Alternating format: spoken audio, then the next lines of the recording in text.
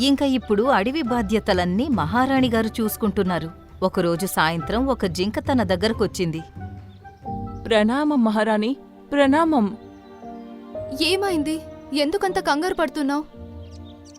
మహారాణి, నేను బ్లూల్యాండ్ అడవి నుండి వచ్చాను. ఈ రోజు ఉదయం నుండి నా కొడుకు ఆరోగ్యం ఏమీ బాగోలేదు. వైద్యుడైన కోతి ఏం చెప్పారంటే మీ అడవిలో పెరిగే నీలిరంగు పువ్వు యొక్క మూలికని నా బిడ్డకి తినిపించాల్సి ఉంటుంది అని. అప్పుడే తన ప్రాణాల్ని కాపాడొచ్చు అని చెప్పారు. అలాగే నువ్వు మా అడవి నుండి నువ్వు అడిగిన మూలికను తీసుకెళ్లొచ్చు. ఆ మూలిక నల్లకొండ పైన దొరుకుతుంది.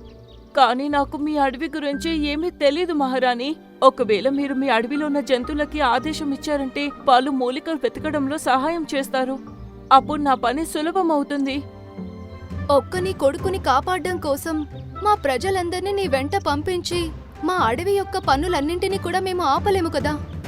అంటే మీ అడవిలో జంతువులందరూ చేయాల్సిన పనులు ఒక బిడ్డ ప్రాణాలు కాపాడడం కన్నా ముఖ్యమైనవా? అవును, ముఖ్యమే.